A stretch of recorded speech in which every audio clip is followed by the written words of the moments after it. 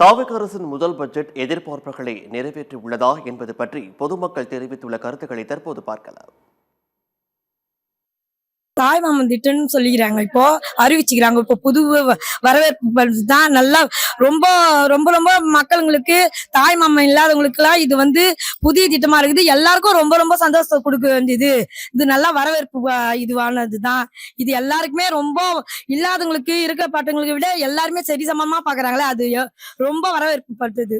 தாய்மாமன் சீர்ன்றது நல்லது தான். எங்களுக்கு அண்ணன் தம்பி இல்லைன்ற குறைய தீர்த்து வைக்கிறது இன்னும் ரொம்ப சந்தோஷமா இருக்குது.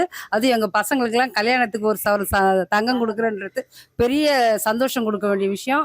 எங்களுக்கு அண்ணன் தம்பி இல்லைன்ற குறைய தீர்த்து வைக்கிறது இன்னும் ரொம்ப ரொம்ப சந்தோஷம்.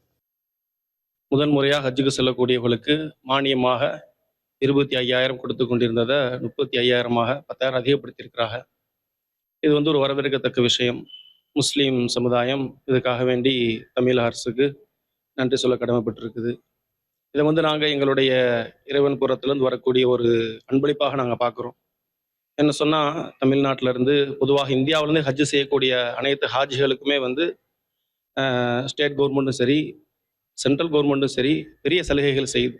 நாங்கள் 2023 ஹஜ்ஜுக்கு போகும்போது அங்கே வந்திருந்த நிறைய முஸ்லீம் நாட்டு மக்களே சொன்னாங்க, எங்களுடைய அரசாங்கம் கூட எங்களுக்கு இந்த மாதிரியான உதவிகள் சலுகைகள் செய்கிறதில்ல. பங்களாதேஷ், பாகிஸ்தான் கூட சொல்கிறாங்க.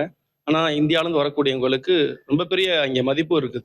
எங்களுக்கு தரக்கூடிய இடமும் சரி, நாங்கள் தங்கி இருக்க பில்டிங் சரி, எங்களுக்கு அந்த அரஃபா, முஸ்தலிஃபா அப்படின்னு சில இடங்களை தங்க வைப்பாங்க குறிப்பிட்ட நாட்களில்.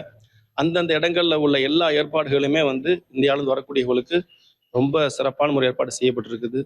இதெல்லாம் என்னன்னு சொன்னால், இங்கேருந்து இந்தியாவிலேருந்து ஹஜ்ஜுக்காக வேண்டி உங்களுக்கு நான் எல்லாத்தையும் லேசாக்கி கொடுத்துருக்கிறேன் அப்படின்னு எங்களுடைய இறைவன் எங்களுக்கு சொல்கிற ஒரு அழைப்பாக நாங்கள் எடுத்து வச்சுக்கிறோம். அதை